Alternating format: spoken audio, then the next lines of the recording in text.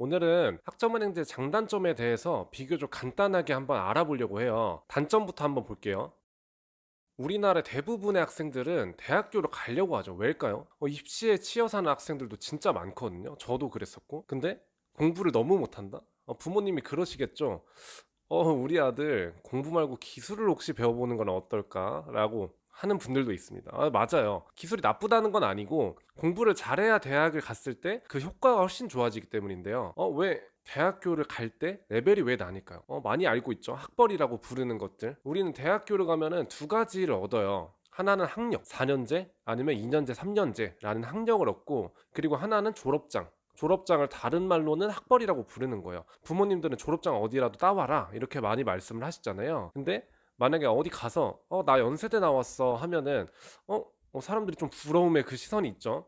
근데 만약에 나 어디 가서 나 지방대 나왔는데 나 공부 잘했는데 라고 하면은 솔직히 좀 무시를 받을 때 있잖아요. 그래서 학력 4년제 학력, 뭐 2년제 학력, 3년제 학력 이런 거보다는 어디 학교를 나왔냐가 은근히 커요. 그래서 학연이라는 말도 따로 있잖아요. 그리고 학벌이 탄탄하면 내가 선택할 수 있는 범위가 좀 넓어져요. 기회도 많아지고, 뭐 어떤 EBS 선생님 누구였는지 기억이 잘 안 나는데 명문대를 가면 프리패스를 얻는다고 말씀을 하시더라고요. 저도 이 말에 굉장히 공감을 해요. 프리패스를 얻는다? 명문대를 나온 학생들은 20대 초반에 우대받는 게 있어요. 확실히 남들이 부러워하는 시선도 있고, 20대 때는 학교, 30대 때는 직장, 40대는 돈, 막 이렇게 많이 보잖아요. 50대 때는 탈모, 뭐 이런 식으로. 근데 좋은 대학들의 공통점이 하나 있어요. 바로 뭐 졸업이 어렵냐? 졸업이 어려운 것도 있어요. 근데 가장 차이가 많이 나는 건 뭐냐면 입학 커트라인이에요. 쉽게 말하면은 들어가는 것 자체가 어려워요. 왜냐면 만약에 졸업생을 잘 배출해요. 어떤 대학교, 뭐 서울대가 아니더라도 어떤 타 대학교들이 졸업생을 배출을 너무 잘해요. 좋은 대학교 누가 봐도. 그러면 사람들이 몰려들겠죠, 거기로. 그러면 커트라인이 올라가요. 그 커트라인이 올라간 데를 그래도 어떻게 좀 쉽게 갈 수 있지 않을까 해서 입시 설명회를 막 다니고 있는 분들도 많고, 어머님들도 많이 가잖아요. 학생이 많이 가기보다는 어머니들이 막 입시 제도를 막 알아보고 그래요. 그래서 좋은 대학교일수록 들어가기가 어려운 거, 그리고 반대로 들어가기가 쉬울수록 보통 입지가 낮은 곳들이요. 근데 오늘 알아보는 학점은행제도 입시가 별도로 없어요. 그래서 입학 제도가 따로 없기 때문에 그냥 들어갈 수 있어요. 그 얘기는 뭐냐? 학벌에 대해서 엄청 메리트가 있진 않다는 거예요. 일단은 그렇다고 졸업이 엄청 어렵지도 않거든요. 그래서 이거 편입이나 대학원 자격증 같은 거를 결합해가지고 그냥 학점은행제 졸업했어요 이게 아니라, 학점은행제로 편입해가지고 뭐 서강대학교 졸업했어요, 아니면 성균관대학교 졸업했어요, 아니면 학점은행제로 대학원을 가가지고 연세대학교 대학원 나왔어요, 아니면 고려대학교 대학원 나왔어요, 이런 식으로 한다거나, 그것도 아니면 산업기사나 기사 같은 자격증을 따가지고 학점은행제 졸업이에요 이게 아니라 그냥 자격증 어떤 거 같이 땄어요, 이런 식으로 말하는 경우가 있는 거죠. 그냥 학교를 졸업한 학생이랑 그 외에도 스펙을 쌓아놓은 학생이랑은 다른 거죠. 그래서 학벌이 조금 약하다, 근데 대신 커버할 수 있는 방법들이 있고, 그 방법들이 편입이나 대학원, 자격증 등인데 인기가 많다는 거, 이런 쪽은. 두 번째는 전공이에요. 전공 범위가 좀 적은 편이에요. 학점은행제가 온라인하고 오프라인하고 나눠져 있는데,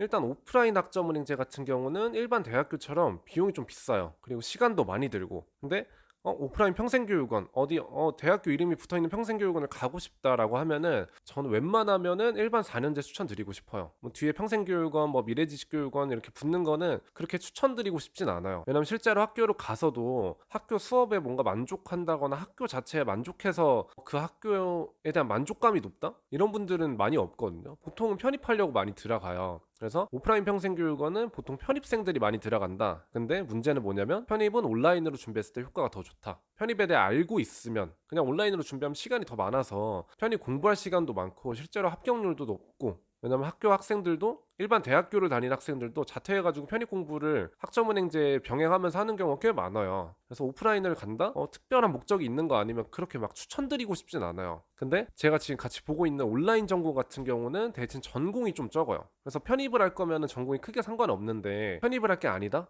전공이 좀 중요하겠죠. 온라인의 특성상 전공이 많지는 않다는 거, 이건 알아두고 시작하셔야 돼요. 그리고 세 번째는 정보가 좀 적다인데, 이 정보는 사람들에게서 나오는 정보도 포함이에요. 대학교를 가면은 동기들이 있잖아요. 그 동기들한테 정보를 많이 얻는단 말이에요. 생각보다 동기들하고 얘기하면서 내가 취업 분야도 정하고 자격증은 어떤 거 딸지도 정하고 하는데 그게 조금 없어요. 멘토가 있긴 하지만 좀 적은 편이죠, 영향력이. 그래서 좀 쉽게 보면은 캠퍼스 라이프가 좀 없다고 보면 돼요. 막 남학생 막 여학생 해가지고 막 샤랄라한 느낌 있잖아요. 그런 느낌은 다 지워버리세요. 그런 거 지워야 돼요. 온라인 수업은 그런 게 없거든요. 지금도 코로나 때문에 학교 못 가는 학생들 있잖아요. 지금 학생들이랑 좀 비슷하다고 보면 돼요. 근데 대신 등록금은 조금 싸요. 그래서 등록금도 싸고 학교 갈 필요도 없으니까 캠퍼스 라이프를 좀 즐기려고 한다면 좀 아쉽겠지만, 직장인분들, 직장 다녀가지고 어차피 대학교를 못 가는 분들, 그리고 학교 가기 좀 귀찮아하는 학생들도 은근히 있거든요. 그런 분들한테는 단점이 아니라 장점이 될 수도 있죠. 그래서 일단은 오늘 영상은 여기까지인데, 제가 긴장을 많이 해가지고 말을 뭐 입으로 한 건지 코로 한 건지 잘 모르겠거든요. 근데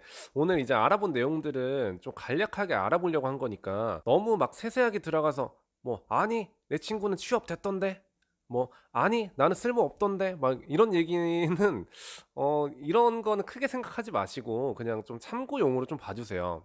왜냐면 너무 다양한 사람들이 있고 너무 다양한 사례가 있기 때문에 이거 학점은행제 하나 한다고 결과를 예측하기는 조금 어려워요. 그냥 이런 보편적인 사례가 있다, 이 정도뿐인 거죠. 오늘 영상에서 만약에 못 다뤄가지고 너무 아쉽거나 뭐 더 궁금하신 게 있다, 제가 영상을 이제 차차 만들 거긴 한데 그래도 더 궁금하신 거 좀 미리 알고 싶은 거 있으시면은 저한테 문의 한번 남겨주세요. 그럼 제가 최대한 해결해 드릴게요. 오늘 영상은 여기까지 하겠습니다. 네, 감사합니다.